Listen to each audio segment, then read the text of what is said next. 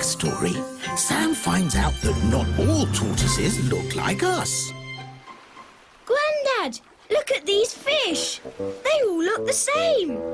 We look almost the same, don't we? Are all tortoises like us, Grandad? Well, some are very different. Are they?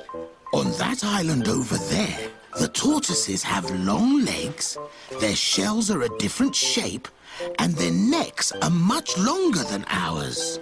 Why's that?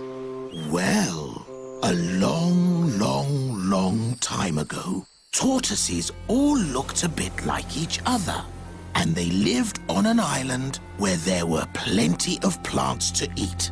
Hold on tight, Sam. Oh, don't want you washed away by the sea. Sometimes tortoises did get washed away from the island. What happened to them? Some tortoises floated across to islands where there weren't so many plants, where survival was hard. It's good to be out of the sea, but There's not much on this island to eat. And there's not much on this island to drink. Some of the tortoises did not survive, but some did. And after a long time, some of the tortoises were born with longer legs, and some had slightly longer necks. These helped them to live on the island more easily. Stretch!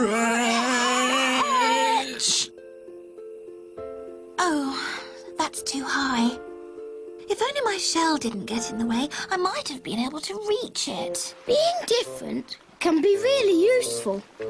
Oh, yes. And when those tortoises had babies, some had longer legs and some had longer necks. And after a long time, some even had slightly different shaped shells that didn't get in the way of their stretching. And it was the tortoises with the longest legs and the longest necks and the different shaped shells who survived best. Correct. They were better suited to living on that dry and black island. So what about the tortoises on that island? Do they look like us? I'm not sure. Shall we go and see? Okay. Watch out! Grandad, that tortoise looks like us, but he's much bigger. Oh, yes. Don't panic, Sam. Us tortoises float.